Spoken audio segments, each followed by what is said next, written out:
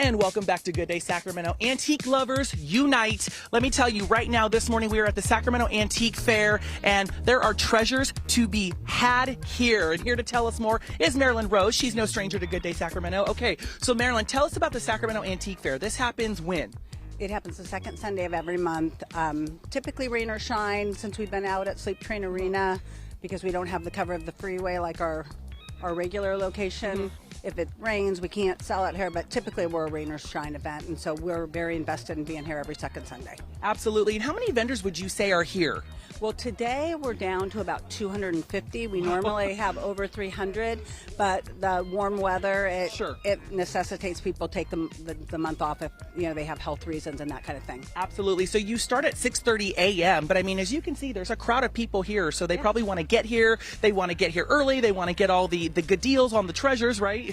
Absolutely. They come early too because of weather, but yes, they definitely want to come early to get the pick of the litter. Sure. And they're also excited about it. So we normally have about 500 people come in before we even open. Oh my gosh! And we allow them to come in. But yeah. So in your opinion, Marilyn, what makes an antique? Like when vendors come out here and they want to sell, what do you typically look for?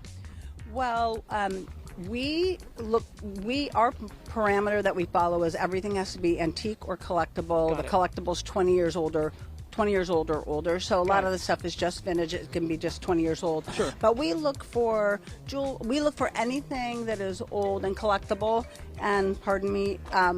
So people bring jewelry, they bring lighting, they bring furniture, they bring all kinds of different collectibles, mirrors, clothing. Clothing's really big right now. So I was going to say, there's a lot of clothing now. When you walk over like this way in this area, so I saw these earlier on the rack here. So like something like this, right? I mean, this could be probably something that's kept like for somebody who maybe had somebody who a grandparent or a parent, right?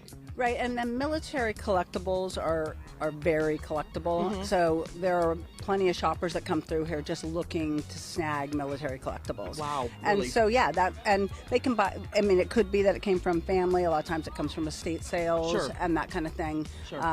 And people do swoop those things up because they know people collect them. Fantastic. So so again, this takes place the second Sunday of every month. So you're going to wrap up today about 2 p.m. and tell people how to get here. Okay, so the easiest way, the Sacramento Kings have had to close most of this now that the arena is no longer here.